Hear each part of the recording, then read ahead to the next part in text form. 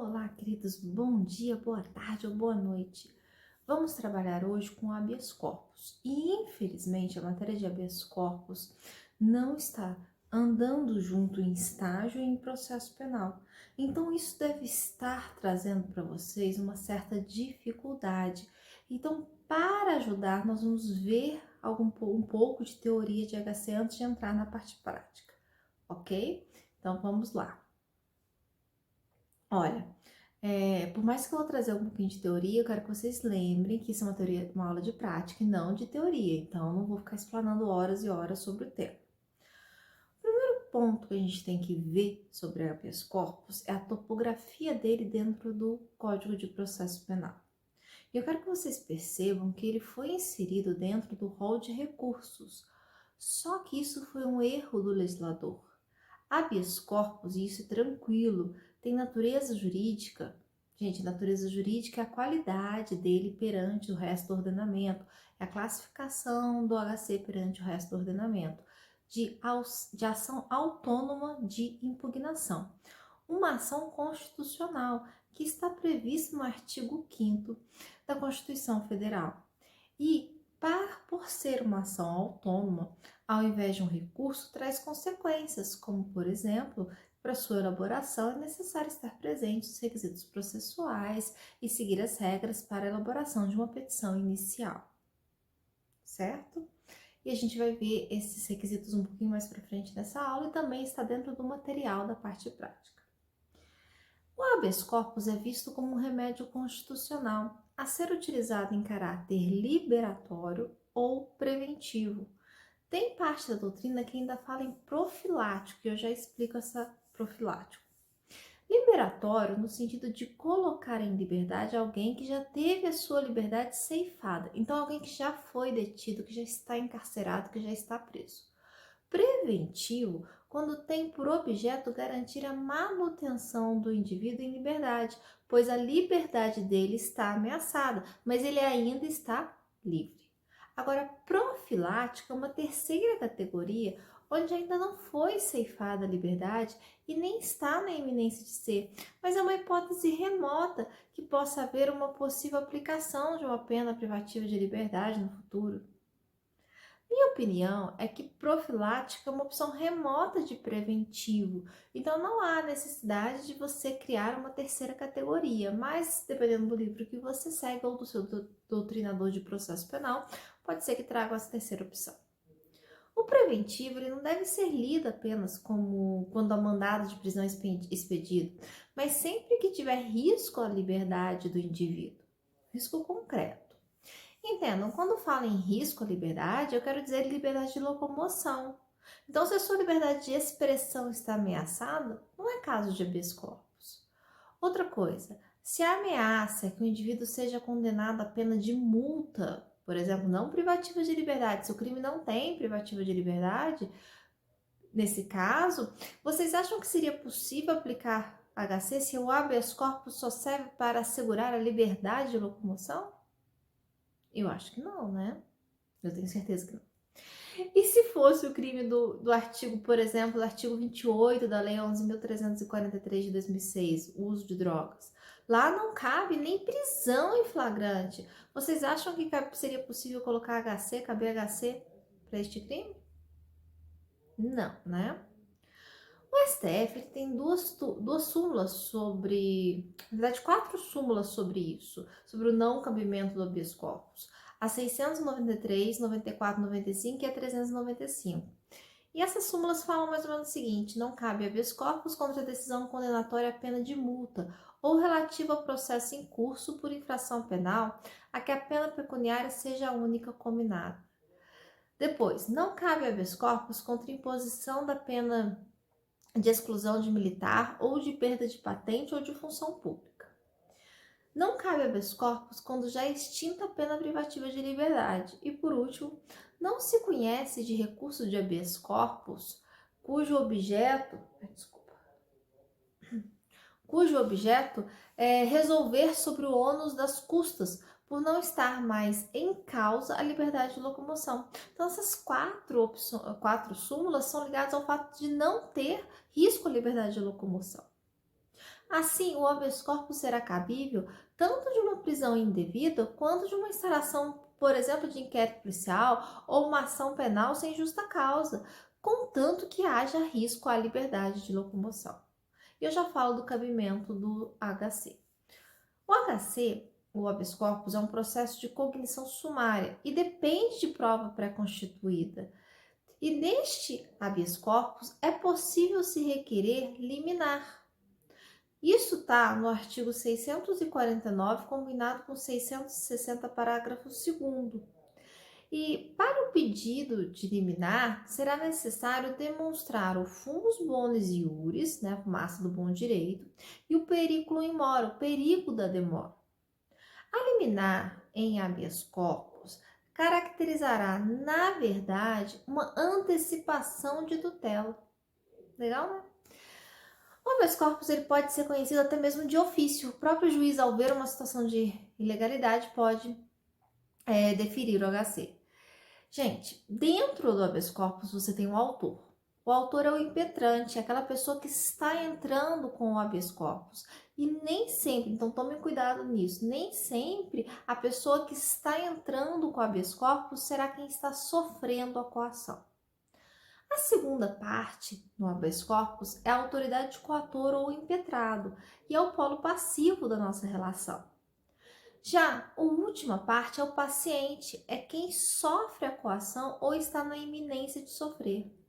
Qualquer pessoa pode ser autora dentro de um habeas corpus, só pode ser o impetrante.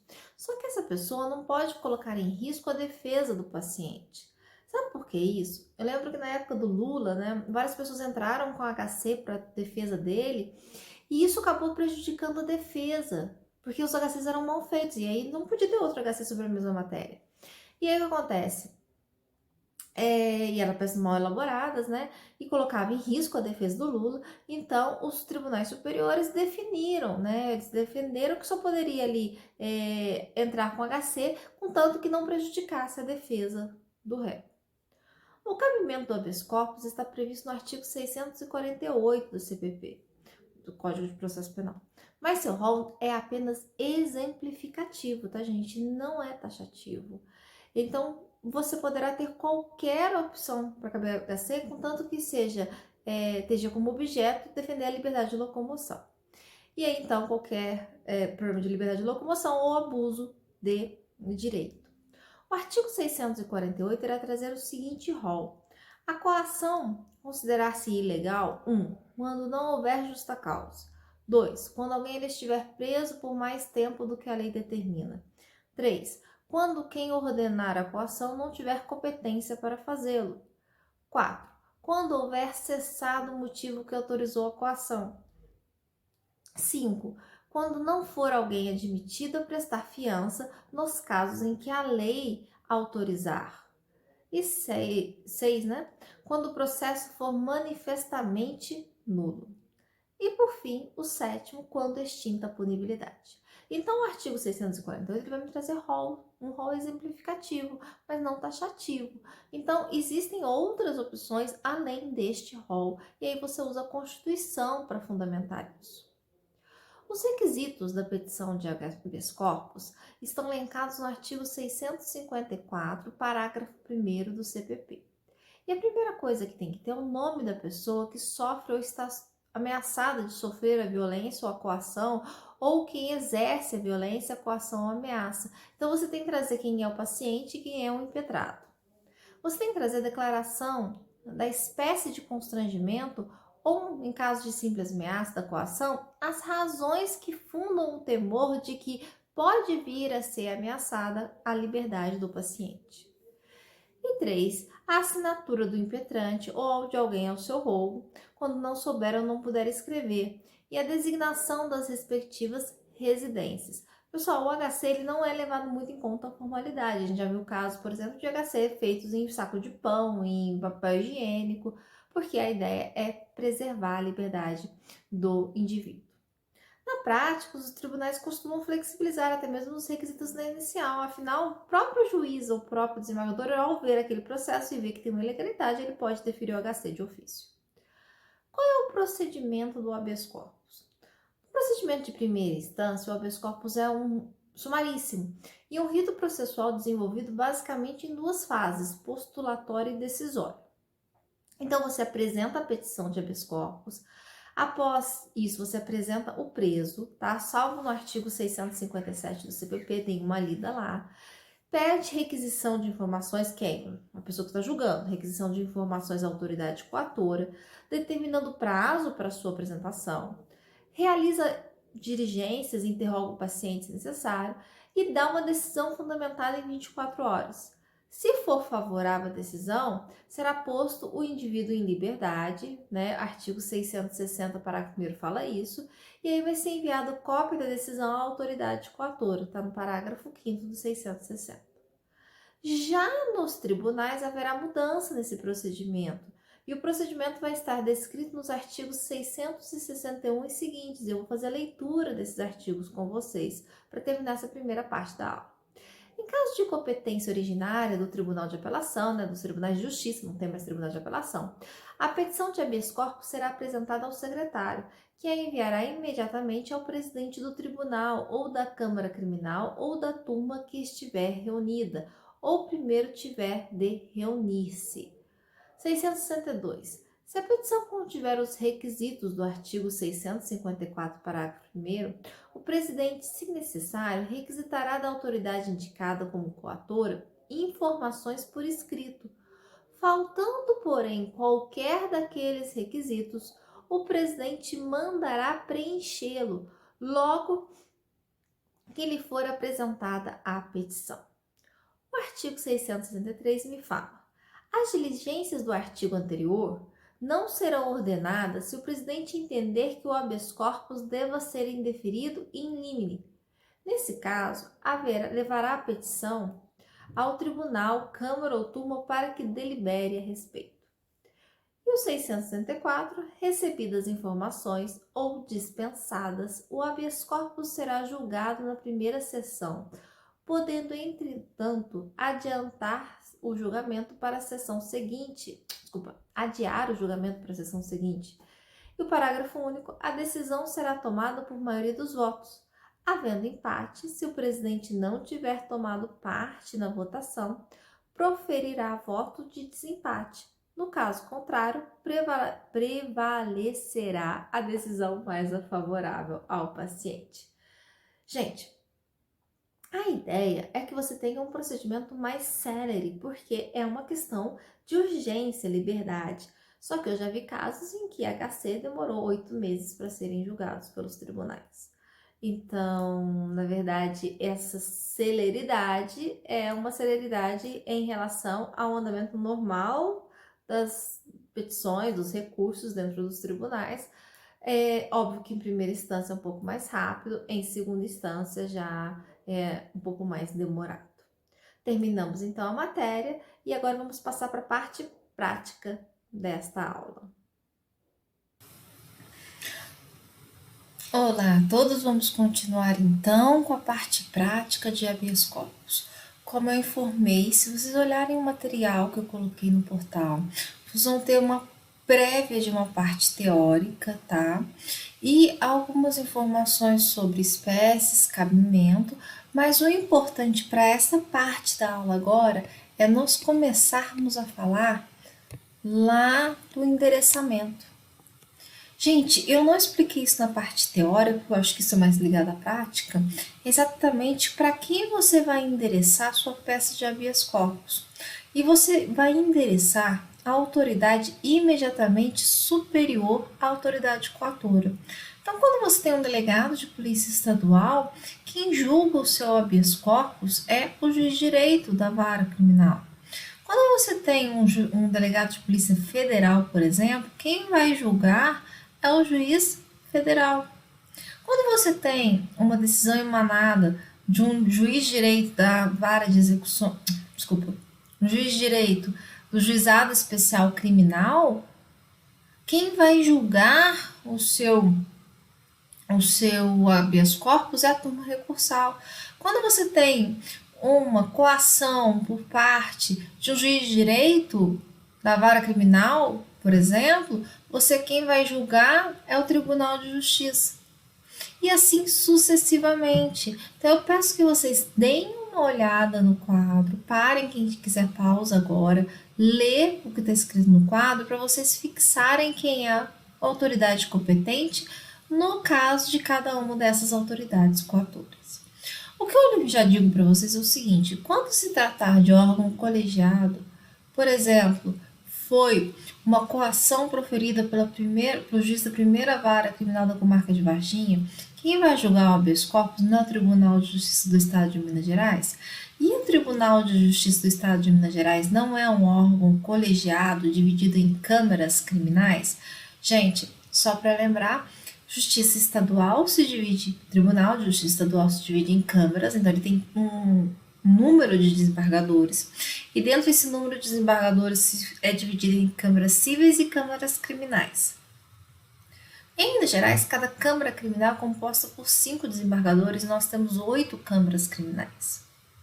Agora, na Justiça Federal, no STJ e no STF, não se divide em câmaras, se divide em turmas, tá? Então prestem atenção nessa nomenclatura. Mas quando for órgão colegiado, Tribunal de Justiça ou Tribunal Regional Federal, o STJ ou STF, você encaminha o habeas corpus para o presidente desse órgão colegiado, ok? Então, isso também está no material, então fiquem tranquilos. Eu não trabalhei com vocês os requisitos dessa inicial de habeas corpus e não falei que estava lá no 654, parágrafo 1º?